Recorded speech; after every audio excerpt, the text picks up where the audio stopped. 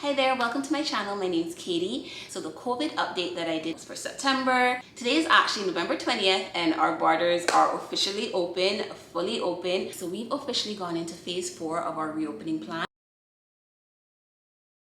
So the first main one is that fully vaccinated travelers / tourists no longer need to quarantine.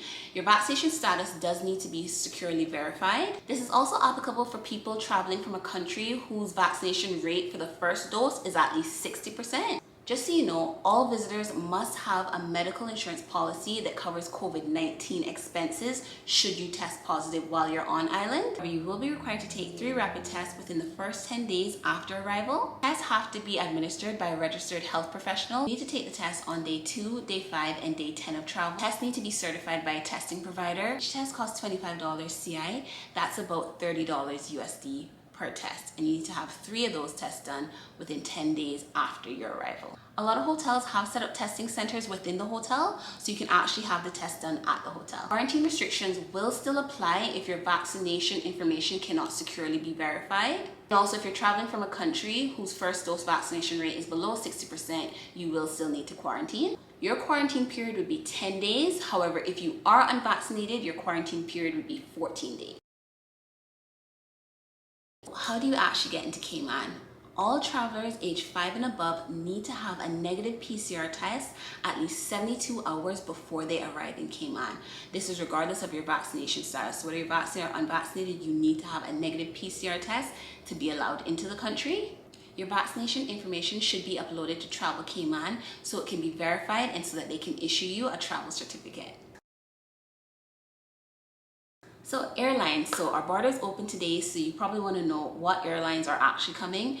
The big disappointment is that American Airlines aren't actually returning to island until February 2022.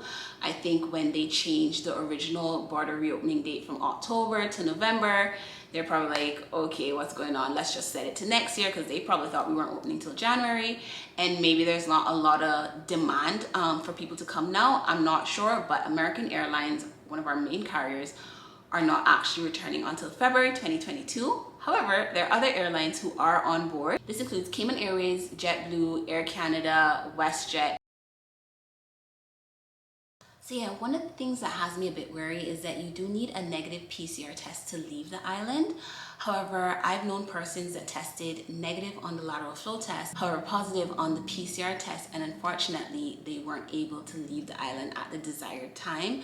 So I'm not entirely 100% sure if this is the same for tourists, but it would suck that, if you come on vacation and you need a negative PCR test to leave, regardless of your vaccination status, and your lateral flow test that you've been doing has been coming back negative, but when you do your PCR test for whatever reason it's positive, it would suck and you would have to stay in quarantine until you get a negative PCR test. So I don't know how that's going to work, but yeah, that's just something that's a bit airy. I think if you have a negative lateral flow test, you should be able to leave. I don't know what happens. I can understand if they're both positive, the lateral flow and the PCR test. However, the PCR test is positive and your lateral flow is negative.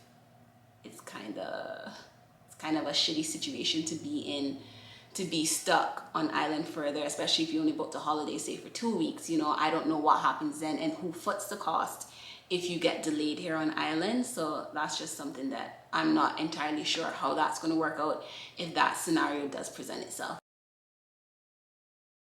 When I filmed my video in September, a lot of restrictions didn't come into place. We had mask mandates and they had limited gatherings, indoor to 100 and outdoor to 250. So those restrictions still apply. There's still mask mandate and you still have indoor gatherings to 100 persons max and outdoor gatherings to 250 persons. We also introduced restrictions to the gyms.